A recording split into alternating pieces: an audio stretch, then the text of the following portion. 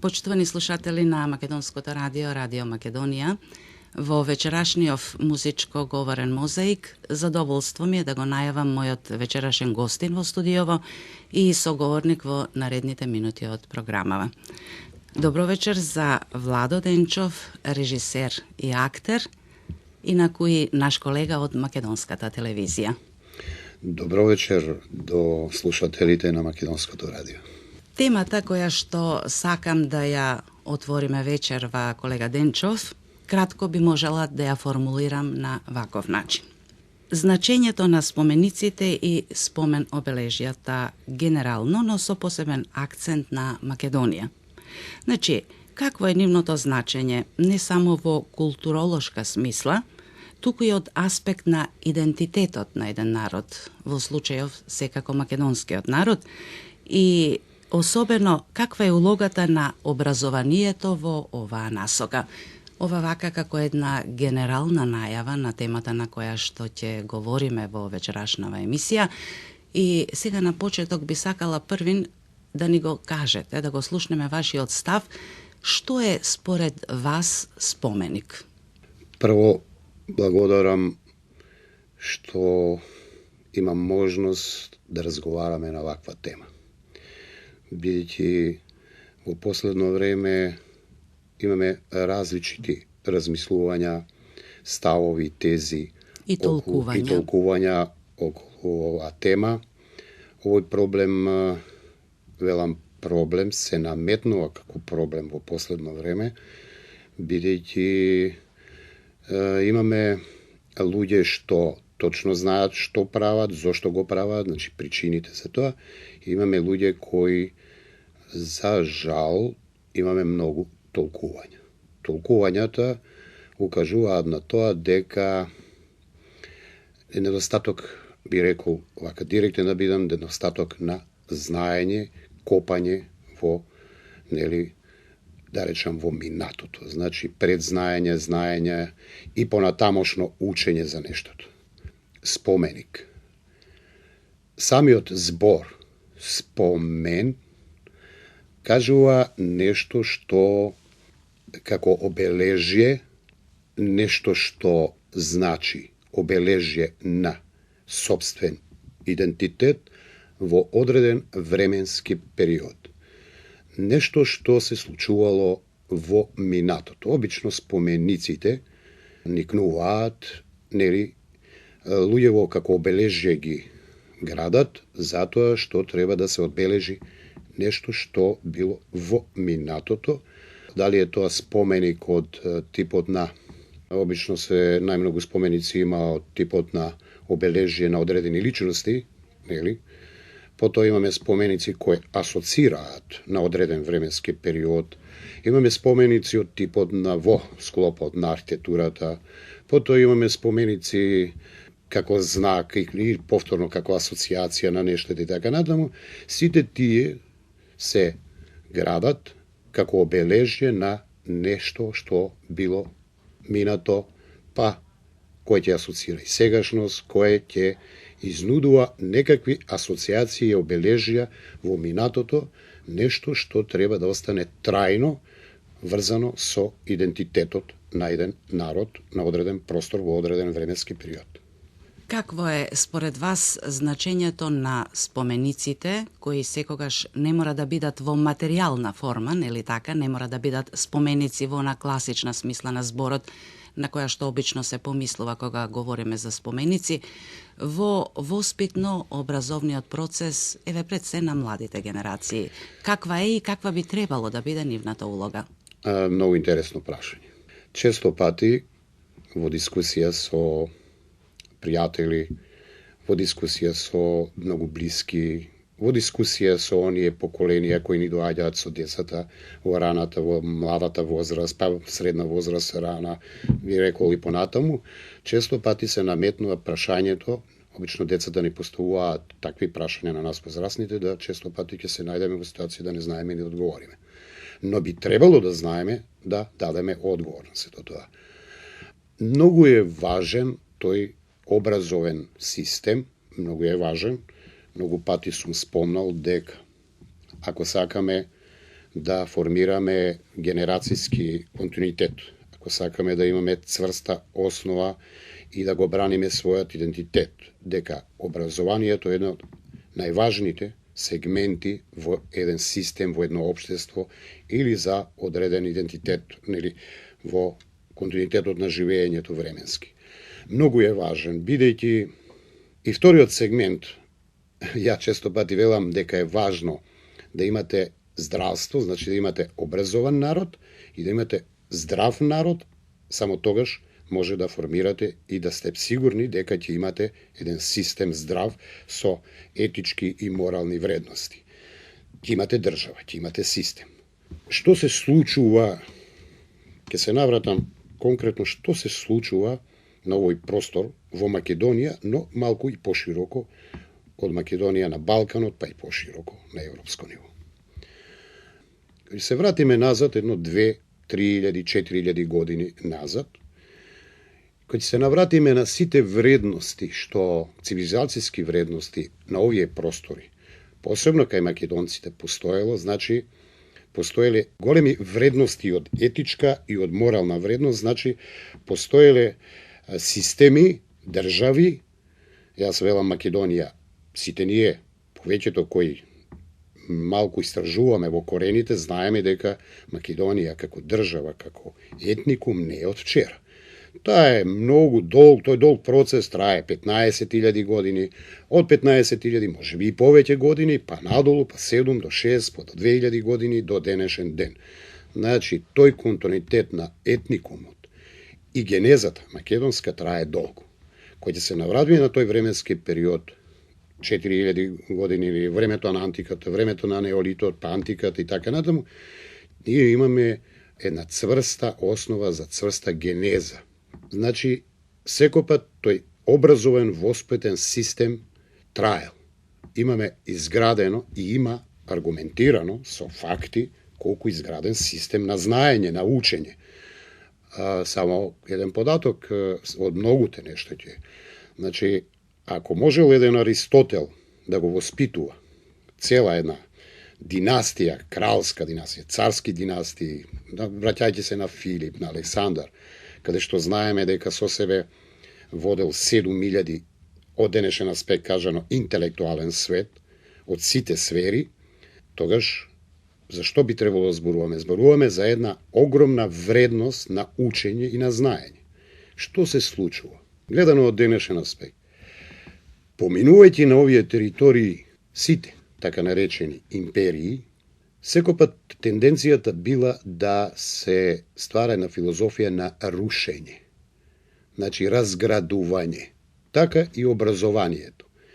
Значи, доаѓаме во еден период, после 2000 години, доаѓаме во еден период на така наречен темен век. Средни век, како сакате ќе го наречеме, каде што свесно се зачаурува знаењето од денешен аспект кажано во денешно време е затапување на генерациите, значи образованието не добива вистинска вредност, него сето тоа да се стави во функција на владење на одредени системи и потребата за владење над одредени етникуми. Така се случува и во Македонија.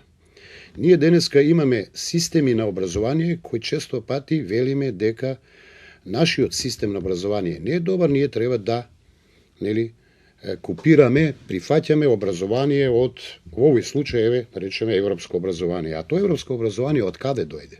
Дојде од овие краишта.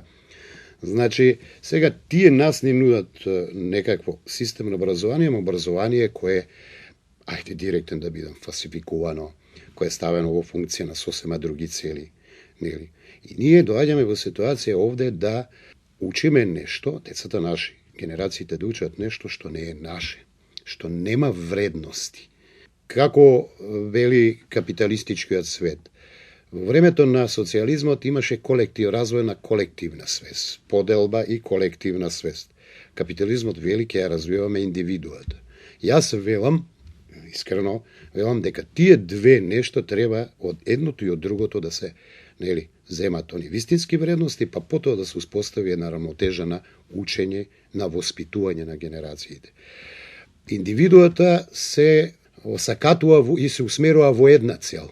Значи треба да образованието биде сместено така да вие треба да научите одредени нешта, а сето другото да биде запоставено. Значи нема една поширок диапазон на знаење. Се затвара системот и затоа доаѓаме во ситуација да тоа е еден вид на манипулација со младите генерации. Многу е важно образованието, но важно е и воспитанието.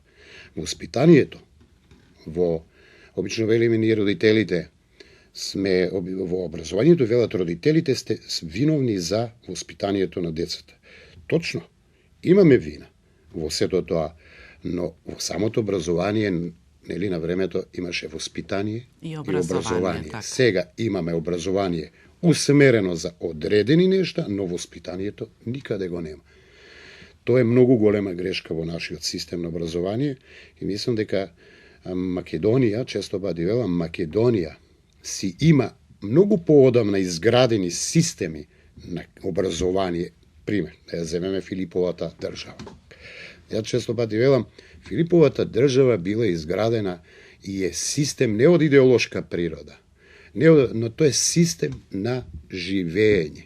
Сега ние македонците си го имаме своето богатство, не се навраќаме по тој систем, него одиме да речеме да земаме некои сега системи или некои толкувања или некои учења кои одавна се надминати. У последно време ќе се покаже дека и сето тоа ќе падне во вода. Ќе треба повторно да се вратиме на корените, на почеток на корените, да. Вие и самиот рековте, колега Денчов, дека сте се интересирале и уште се интересирате и истражувате малку подалеку во минатото и во македонската историја. Па еве од вашите сознанија што ги имате, колку Македонија како држава, колку нашиот систем во современи услови ги цени сите тие вредности кои што ги имаме и потекнуваат од нашите корени. И ако не е доволно, на што се должи тоа? Умееме ли ние да се представиме пред светот на вистинскиот начин?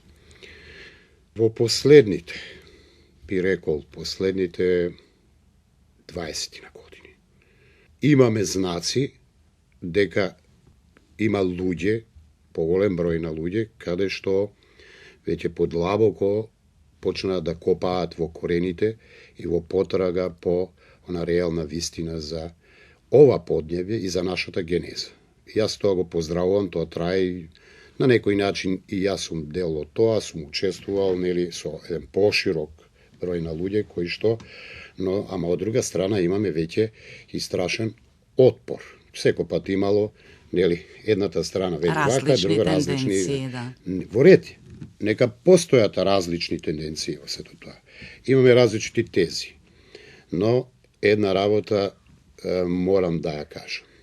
Ако се вратиме во една историска дистанца, временска назад, ќе видиме дека после падањето на македонските династии, како јас речам империи, бидејќи и тие се биле на некој начин, дали се завојувачки биле, секој пат биле и освојување и така натаму, прашањето е дискутабилно кој колку освојувал во тоа освојување, што имало позитивно и што имало негативно. Тоа е огромен простор за дискусија и така натаму за истражување. Но една работа е битна. Нешто што како заклучок го имам извлечено. На просторот на Македонија, малку пошироко на Балканот, 2000 години се има тенденција на се она што е градено како вредност, се она што постојано, дали е тоа во областа на архитектурата, во инфраструктурата, во учењето, во знаењето и така натаму, пред малку изборувавме во образованието, во почитувањето на традиционалните вредности, во религијата и така натаму. Имам чувство и мислам дека тоа аргументирано може да се докаже дека потребата за разградување не смее, да речеме, од природата на нештата што се гради, се обновува, не смее да биде. Македонија и поширокиот простор на Македонија треба да биде конзервиран. И што ни се случува? Ние 2000 години на овие простори сме конзервирани. Гледано од археолошки аспект, видите, во просторот на Македонија само 3% е досега истражено. А Во тие 3%, јас имав можност да снимам одредени емисии, нели да работам некои документарни емисии, образовни емисии, 3%, а знаете колку огромен археолошки материјал стојат во нашите депоа, кои се уште не виделе виделина, кои се уште не се истражени до крај, треба да се истражуваат и така натаму. 3% станува збор. А замислете повеќе од 3% колку е. Ја обично велам дека Македонија, целиот простор е манастир. Ископајте 20, имам такво чувство, ископајте 25 метра земја површина, јас мислам дека ќе се отвори огромен манастир на градби во сите сегменти, и во архитектурата, и во инфраструктурата.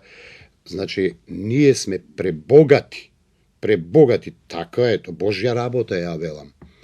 Се, токму заради тоа богатство што го имаме, така наречениот нов светски поредок, со помош на нашите опколувања, нели комши, не се дозволува Македонија да се, таа треба да биде конзервирана.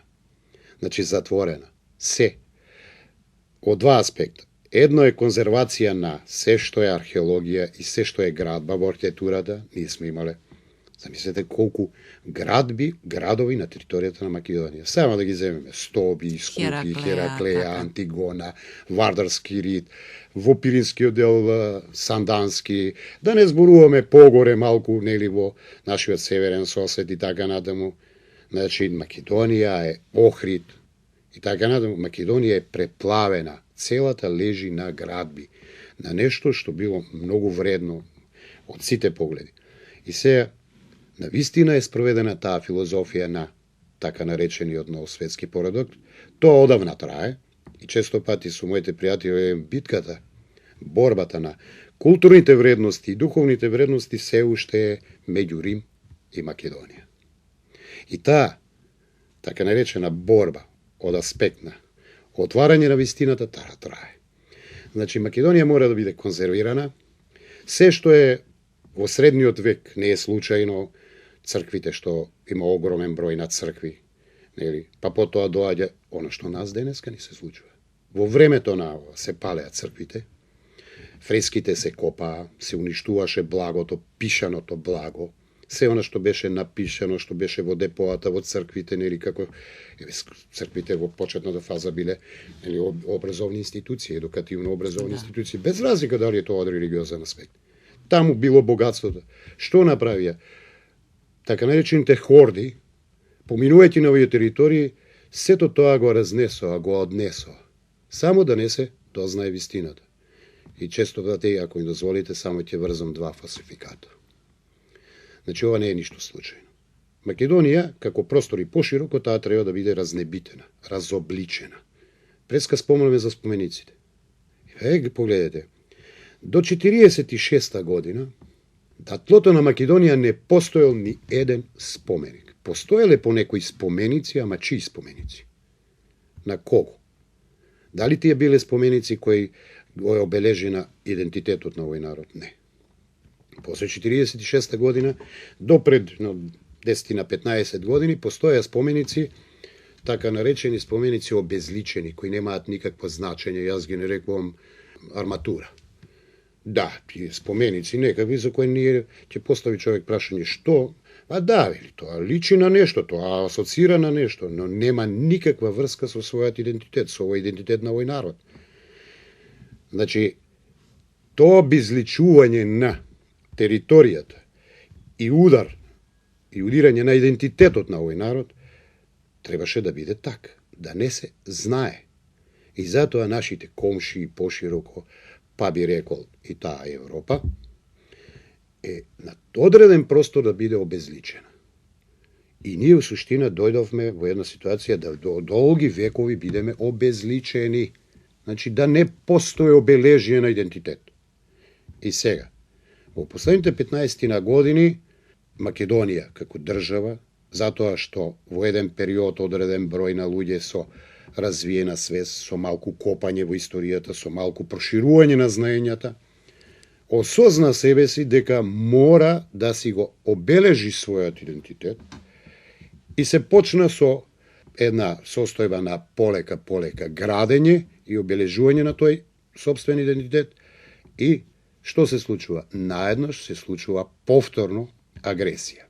Сите тие кои работеа во службите, а и денеска во денешниот ден го имаме тоа, она што ни се случува обезличување на сега на спомениците, обележување, тие не се свесни дека удират по своите символи, дека обезличуваат повторно 20 века, тие се уште обезличуваат.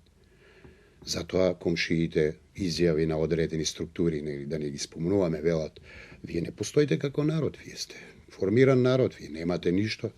Е добро. Дали ние треба да одиме сега и Софија, градбите во Софија, да ги обезличиме? Тие пошто се познаваат себе си? Дали треба да одиме во Београд да ги обезличуеме зградите? Дали треба да одиме во Атина и да фрламе бои? Дали треба да одиме во Прага? Тие градови, Берлин, Прага, Париз, да не ги спомнам. Дали Рим? Еве само една дигресија ќе направам. Па 1/3 од Рим е изградена од македонските градови. Значи со денови се тегнени, Пела е срушена, која била, град со ова срушена и се до камен, до последниот камен го однале во Рим. И Рим го граделе и основите на Рим се градот на Пела. И се дали Рим треба да биде обезличуван. Тоа е проблем кој ние само свеста треба да не биде развиена. И мислам дека тоа е процес за кој и благодарам на многу луѓе што таа самосвест веќе се појави. Не сме многу, него со аргументите. Сме многу. И таа самосвест, развојот на таа самосвест е добро. И идните генерации, сето тоа, вистината таа ќе дојде. Идните генерации ќе имаат доблес да имаат како да го бранат својот идентитет. Идентитетот така се брани. Идентитетот не се брани со обличување и разградување, рушење. Ајде сега, морам да го кажам. Ако ова нас денеска ни се случува во Скопје, едни велат порта, не знам, не чини, мостовите не чинат, зградите не чинат, друго е дали е тоа градено како што треба во, тоа е друга работа, дали квалитетот на градбите, тоа е сосема друго. Дали е од естетски гледна точка, дали е тоа подредено така, тоа е сосема друго прашање. Ајде сега ние да почнеме, велам ние, зашто работава дојде ние и вие. И што е тоа ние, вие македонците? Ајде да почнеме Ристиќева палата да фрламе јајца. Ако почнеме на Ристиќева, ја земам како пример, центарот на градот, во плоштот, ајде да фрламе дрва и камења. По чии вредности фрламе? Нели? Да. Таа е градена во еден друг систем, во едно друго влијание. Обично луѓе го велат, не е наше. Па токму за тоа зборуваме, што не е наше. Ако можело на територијата на Македонија 40 градови антички со градби, со вредности, со богатство на сето тоа, како можело не е наше, па каде се наоѓаме ние? Тогаш кој сме ние? Значи, навистина треба да си го поставиме прашањето. Ама вистински си го поставиме прашањето, а некој малку повеќе треба да си го постават прашањето. Или пак јас мислам, ако не си го постават тоа прашање, тогаш, Господа, не знам од каде сте. Навистина, кој сте вие? Ме терате да размислам дека вие не ја сакате оваа земја. Има едно друго прашање. Прашањето на комплексот. Имаш луѓе, еве ќе кажам околу архитектурата. Јас не навлегувам во компетенцијата на ова, но јас како човек кој доста емисии има направено и тоа е патот по кој сум истражувал емисии, компетентни луѓе кои што зборувале. Значи станува збор за суета на одреден број луѓе. Станува збор за комплекс на одредени вредности. Јас пред некое време реков, добро, Скопје на што личеше до 70-тите години? Скопје има своја несреќна судбина, 2 пати е рушено, земјотреси и така натаму. Точно, го рушеле земјотреси, ама поголемото рушење е од хордите, од проаѓање на секакви низ оваа земја. И цело време рушеле. И нас не оставиле во така наречени депоа на одредени маалски. Јас си ги сакам малата, ги сакам калдрмите, сето тоа е убавина едно, еве. Мислам дека Кратово е еден град кој е задржан во една форма, која си има свој прекрасна убавина, Битола е задржан, одредени сегменти на некои градови низ Македонија, но повеќето 80% градовите се разобличени. Велам, сите ли архитектурата во коцки ќе биде, обезличени, фасадите распаднати. Зар не погледнеме дека ние во Скопје до некое време фасадите ни беа распаднати, обезличени, во никакви... И сега, ја не спорам одредени компетенции на одредени архитекти. Апсолутно. Се има своја вредност. Но одредени нешта со тек на време ќе мора да се реконструират, ќе мора да добијат некакво значење. Па ќе се наврам на тоа, дали е тоа, обично велат, наше. Па како не е наше? Па кај се наоѓаме ние? Па тоа е македонскиот идентитет. Ако направија Европа два фалсификата, едниот е античкото време фалсификување и подарија на Грција огромно ова, затоа тоа е алиби, за да Европа се спаси, за да не се говори вистината. А вистината е сосем каде е античка Македонија. Тука е на ова територија. Погледнете, колку градови имаме од Олимп надолу антички, а колку градови имаме од Олимп нагоре антички. Значи, разликата на каде се наоѓало се до тоа? Еве, од Олимп надолу колку антички градови? Па 19 век Акропол го воздигна пред тоа. А нагоре каде се? А да почнеме да ја откриваме земјата своја. Значи, тука се кријат тие нешта. Не треба вистината да излезе на виделина. Тој проблем ние ќе го имаме уште подолго, но јас сум оптимист. Вистината многу брзо излегува. Сега е време каде што вистината, посебно со можноста за комуникација во интернет, мислам дека е Божја работа, велам Божја работа, тој интернет што се појави. Значи, знаја да ги кријат вистините, во време, сега вистината излегува на видели, секоја мало дете веќе може да сподели. Може да сподели. Така да, сум оптимист што се однесува до многу нешто што се, кога станува збор, за не се плашам за одбрана на својот идентитет. Да, во контекст на ова што до сега го говоревте и не случајно ви го поставив прашањето за влијанието на образованието врз изградбата на македонскиот идентитет во овој случај. Вие споменавте дека како режисер сте имале можност да направите многу емисии, серии, документарни филмови кои меѓу другото говорат и за оваа тема, за македонскиот идентитет и за корените на Македонија и на се она што некогаш било, сега го нема или делумно го има на македонско тло. Па еве во оваа насока, да речам, според вас, какво е влијанието на овие медиуми, да речеме, на филмот, на документарниот филм, на репортажата, врз презентирањето на Македонија, не само во рамки на, еве да речеме, Балканот или во рамки на Македонија, туку и пошироко во светот. Колку е важен овој начин за оваа вистина, за која досега говоревте, да излезе пред пошироката, би рекла, и светска јавност? Многу е важно. Многу е важно, бидејќи можноста, брзата информација од аудио и видео, као видео материјал, брзо стигнува. Значи, можноста на интернетот нешто да стигне пошироко, на поширокиот простор, на светско ниво. Значи, многу е важно. Проблемот во што е? Проблемот е во системот на размислување. Значи, државата како систем треба сериозен пристап да има. Значи, да не се остави на поединци, да речеме, на ентузијасти и одредени групи на луѓе, да. И на луѓе кои прво не се ни компетентни, второ, авантуристички влегуваат од материјална природа. Во последно време кај нас експанзија има на така наречено правење емисии од аспект на репортажи, документарни филмови, говорни ова, само од материјална природа. Значи, да си ги земам јас парите, а другото не е толку битно дали става се стражува со аргументи во архивите, дали е тоа нечие претходно толкување. Тие нема брзо сакат тоа да го направат, парите им требаат брзо да го направат и за да се направи брзо нема тука фаза на истражување, нема компетентни луѓе да говорат, него тоа ќе се собере од одредени толкувања претходни, не размислувајќи дали е тоа фалсификувано, дали е тоа исправно, дали е тоа така.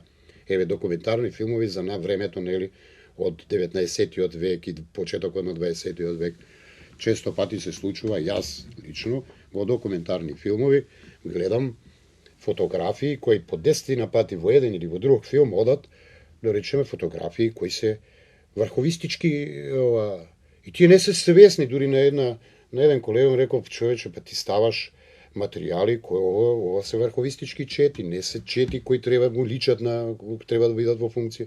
Ма јас вика тоа не го видов. И како не го види?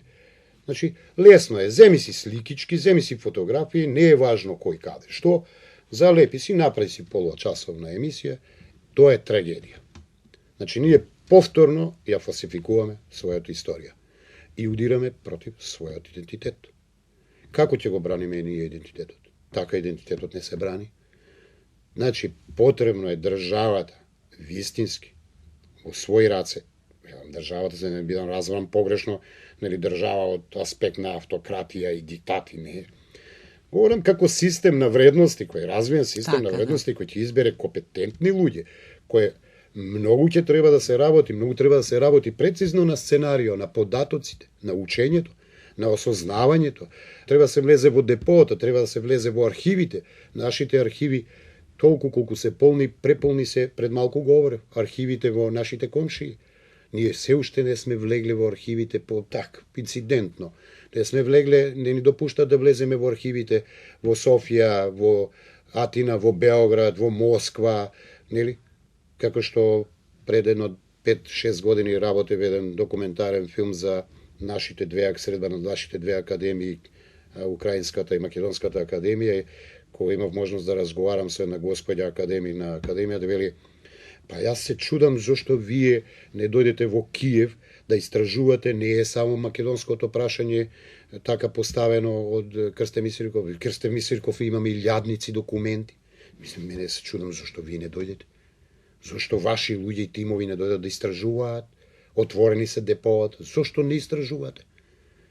Тоа е вистината. Ние треба... Да, значи не е проблемот само дека не ни дозволуваат, туку има и недостигна интерес. И недостигна интерес, или пак, ако веќе толку недостигна интерес, јас имам право да се сомневам дека тоа е свесно, дека некој манипулира со нас. Дека не е случајно. Дека не е случајно. Зошто, нашите институции, кои се од национален интерес, Институтот за етнологија, Институтот за македонски јазик, Институтот, архивата, или историскиот, каде? Зошто таму не се финансира на проекти? Јас знам, имам податоци да тие институции немаат средства за работење на основно работење, нормално работење, а не проекти. А кој треба тие проекти да ги работи? Добро, тие се најкомпетентни секако. Па тие се кои ќе го бранат идентитетот. Крај на краишта да си ја спомнам и мојата собствена куќа, Македонската радиотелевизија. Па Македонската радиотелевизија треба вистински да застане во одбрана на идентитетот. Таа треба да има, велат, многу ја финансираме. Што ја финансирате? Кои проекти ги финансирате? Значи, проекти, огромни проекти треба, истражувачки проекти, на кои треба да се влезе во лабораториите, во архивите, да се истражува и потоа сето тоа компетентно да се направи. Затоа велам, има огромно, многу и важно влијание во сите сегменти, и во образованието, едукацијата, подигање на свеста кај генерациите. Тоа недостасува, ама тоа е стратегија. Тоа да велам, систем, државна стратегија, а не одредени сегменти. Јас не прифаќам, не можам да се сложам со тоа дека наеднаш ние ќе сега обработуваме одредени теми, ќе го обработуваме 19 век, не е важен 20 век, не е важниот до 19 век, не е ништо важно, нели? Не може така, не може временски периоди да се скокаат. Ако веќе нешто се работи, ќе почнеш систематски да го работиш темелно од почеток, во корените, па за да дојдеш до аргументите и до вистината. Не можеш да правиш временски периоди и скокови. А јас ќе повторам, сето тоа се прави за жал, не го употребувам тој збор, ама ова време се ика бизнис. И затоа имаме погрешни толкувања, и затоа светот, понекогпат, а светот знае околу нас. Добро знаат и бугарите, и грците, и србите, и албанците, и европјаните, и пошироко знаат на кое дередже сме ние, дека ние не сме спремни вистински да застанеме за тоа, импровизираме, толкувања туѓи и затоа се играат, крај на крај што се играат мајтапсаност. Добро, покрај сево ова што досега го кажавте, кој е според вас начинот да се надмине оваа ситуација? Начинот е многу едноставен, значи се формира во тој систем на државата, во образовниот систем, во едукативниот систем и пошироко. Секаде, вие не можете да зборувате за економија, бидејќи економијата не е само сегмент од природа на формирање. Во економијата треба да ги вметнете постулатите на знаењето, на учењето и во одбрана. И преко економијата се брани идентитетот, преко архитектурата се брани идентитетот, преко музиката преко традиционалните вредности се брани идентитетот. Не можеш, ти зборуваш идентитет, а да го ограничуваш во еден сегмент. Идентитетот на еден народ се брани преко јазикот, преко сите уметности. Практично во сите области на општественото живење. Така. Затоа треба систем изграден на вредности. Значи, ние, кога зборуваме за вредности, не можеме ние така лесно да ги отфрламе веќе успоставените вредности. Има кодекс на вредности. И сега обично велиме, ние треба да одиме напред. Каде напред ќе одите? Што се случува? 2 чекора напред, 3 чекора назад. 2 чекора напред, 3 чекора назад. Одење напред ли е тоа? Па затоа утре обично нас не се случува во некои дискусии, во некои симпозиуми, во некои нешта, веднаш како врани да не сосипат со аргументи. Затоа што немаме систем на истражување, затоа што не ги почитуваме собствени. За да почитуваш, да те почитуваат, мора прво собствените вредности треба да ги изнесеш на површина. вредности да ги почитуваш. Самиот. Па, јас обично велам, човекот само себе си треба се спознае, па потоа да бара другите да ги познава и да ги проучува. Ако не се спознаваш себе си, ако не си изграден на своји морални вредности, етички вредности, ти немаш право да разговараш и немаш право другого да убедуваш на некакви вредности. Така и државата, тој систем. Ја пред на почетокот реков, Македонија во својата структура, таа си го има својот систем. Ја не случајно спомнав Филиповата држава. Никој се уште од историски аспект само во книгите и некој ќе проговори што е тоа. Да, била некоја држава. Не бре, тоа е систем на живење. Системот на живење, таму вредности, таму успоставени биле вредности. Ние тука си ги имаме дома, ги распродаваме, дури и не копаме по тоа. Сега ќе одиме, ќе прифаќаме, нека ми простатам, јас сум директен. Все уште не сте спремна земја да ги прифатите законите европски. Господа Европа, од каде ги научивте тие закони?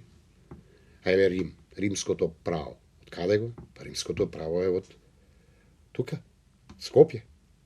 Значи, тие вредности од овде стигнаа таму. Сега тие нас не диктираат вредности. Па знаете каде е богатството на еден народ и тој идентитет, богатство на еден идентитет. Ево, традиционализмот, во традициите. Таму се мудростите. Велам, тоа не значи дека ќе речеш вие сакате да живеете застарено со сваќањата. Не. Тоа е филозофија на живење. Традицијата не е ништо. Таму има религиозни примеси, таму има идеолошки, но е тоа мудрост на живење. Па ете, секоја наша баба, ако седнете и отидете, секоја наша баба на своја 85 годишна возраст размислува аристотеловски. Знаете зашто? Затоа што прво е гостопримлива. Таа прво ќе ве пречека. Нема да ви игнорира, нема ароганција на игнорирање. Да. Ќе ве пречека и ќе ве праша дали сте гладен. Потоа ќе ве праша кој сте, што сте, зошто сте. И потоа ќе почне да ти кажува долго да ти раскажува во како сакате да ги рече приказни, легенди. И од каде таа баба сето тоа го има? И велиме интелектуално, па нашите баби не морале да имаат формално образование во таа смисла. А зошто толку така размислуваат на еден повисоко ниво во духовна смисла? Од каде е се до тоа? Значи, мораме да размислуваме малку позрело. Не така лесно да се играме со своите вредности. А ние своите собствените вредности ги тргаме и велиме, не, тоа е застарено, а што е ново? А каде ќе одиме напред без тоа? Ајде да речеме да тргнеме без корените и без традицијата како основа. Па еве космосот е нагоре. Каде? Никој уште не дофаќа до горе, не можеме да дофатиме нешто ново, што има ново. Значи, ние сме битија тука на земјата.